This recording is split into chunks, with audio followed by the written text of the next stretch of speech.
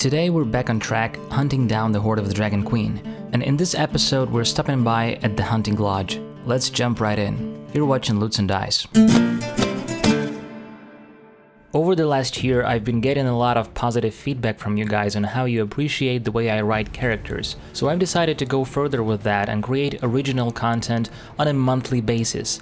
NPCs, villains, or simple sidekicks, the main focus remains on flavor and story. I'm going to upload it on Patreon, so that is a nice way for you to support the channel while getting something cool in return. If you make your pledge now, there are already a few PDFs to unlock, the latest being a very cool villain from my latest campaign. It's a detective from Baldur's Gate who looks like a nice old man, but is actually a psychopath with a tragic backstory who has his own prison demiplane. You'll be able to pick up these characters and insert them in your adventures as secondary NPCs, or create side quests with them, or even entire adventures, whatever you like. Your support means the world to me, so thank you in advance, and thank you to all of my current patrons. Hunting Lodge is a fairly useless location sitting right before the final chapter. As an out-of-context location, it is pretty fun and has some really cool features. A magical tapestry that transports you straight to some wild game in the forest. It has a periton nest on the roof, and there's a sweet four-armed troll kennel master fellow that can be a ton of fun to play with. But within this story, it somehow seems to me like a waste of game design, and personally I would actually save this location for another game. Just skip it and then build an entire adventure around it, or insert it into a campaign where it suits better. Take the troll for instance. He's a scary psychopathic hunter. How cool it would be to have him track the characters through the forest for days, waiting for them to fall for one of his traps, and then capturing one of them and preparing to brutally feed to his guard drakes, while the others are coming up with a plan to save their fellow. But there's no room for all of that. The village of Parnast is just around the corner, and then the party is expected to jump onto the flying castle and be gone in no time. With that being said, if you are willing to run this chapter, consider adding some distance to Parnast and actually having traps in the troll to shine in some way, if things go aggressive of course, that being just an example.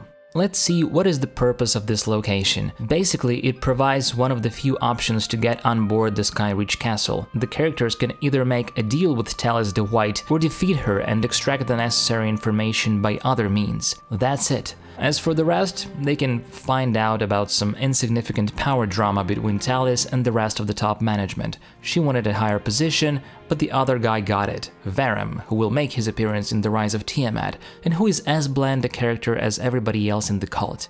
I know I probably sound like I'm constantly complaining and encouraging you to skip chunks of this book, but I'm telling you, I've run quite a few other published campaigns, and the Tyranny of Dragons is just weirdly structured in comparison. A lot of stuff in here is just there for the sake of being there. A lot of chapters are way too dull to be worthy side quests, and way too insignificant to be crucial to the main storyline. And so, if the party just walks by this hunting lodge and goes to Parnast, nothing changes for the plot. There are other ways to sneak onto the castle. The information that Talis can provide is not unique whatsoever and can be acquired later, specifically by the end of the Hoard. Other than that, there are a couple of magic items that can be found in the house, like a +1 chainmail and a pretty spear called Dragon Gleam, which you can cast the daylight spell with. So no, I'm not buying this. After Neyritar, things have just started to gain some spins, some action, and now your players are gathering for the next game night, ready to get some well-deserved answers and catch up with Razmir, and instead they get to have a dinner with some random cult lady who tries to involve them in her drama. As written, it can bore to death. I would expect something that veers the party away from the direct path to climax to be a real twist, shocking and awesome. If a player picked Talis as a childhood friend at the beginning of the campaign, that is something. That is at least worth your time. You can have her be all evil and imprison the characters, then let her memories and emotions kick in, and she's gonna set them free and share some crucial info just to be brutally murdered by traps in right before the PC's eyes. I mean, that's dramatic at least. Talis lacks personality as written. Try and come up with something unique about her. What could possibly make her memorable and significant to the plot? What if she's a double agent? She can't be a Harper, otherwise Leosin would know a lot more about the cult. Unless she's a different kind of Harper. Perhaps her superiors do not trust Leosin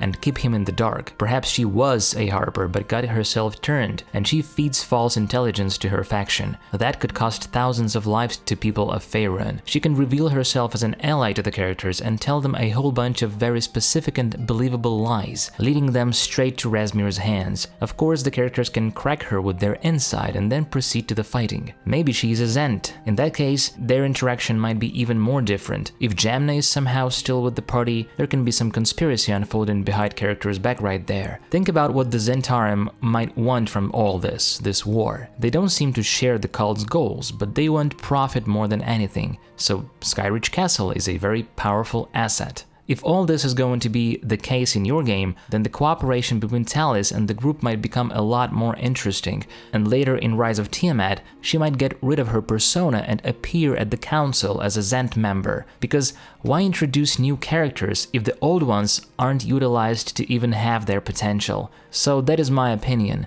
Either make Talis meaningful or just wipe her away from the pages of your story, and if you choose the first option, as always, work on all aspects of this character. Her voice, posture, mannerism, her past, just let your imagination go wild. And aim for a long-term relationship with her, because somebody like Trapsin is easy to remember once you have a good fight with him. You don't see a four-armed troll with hunting drakes every day. But a generic, evil half-elf spellcaster with lust for power is not enough. To sum things up, I would advise you to keep the narrative of this chapter as brief as possible. I don't think that heavy exploration really fits the pace of adjacent chapters, so I would have the party invited, or perhaps escorted, to the meeting with Talis by Trapsin or her bodyguards right away, if they spend more than a couple of minutes outside the lodge and don't head straight to Parnast. Speaking of which, you obviously have to be ready for the next chapter to kick in on the same game session. With all that being said, you might want to run it as it is. Have your party explore the house in an old school fashion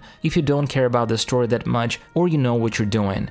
By all means, let that happen. There's no right way to play D&D, as we all know, and you as a DM know what's best for your players, what's the most fun for them. Even in cases like that, I truly hope that my thoughts and ideas have triggered some other thoughts and ideas of your own. I hope it was helpful. Thank you for watching, and I'll see you in the next video where we'll discuss the finale of the Hoard of the Dragon Queen.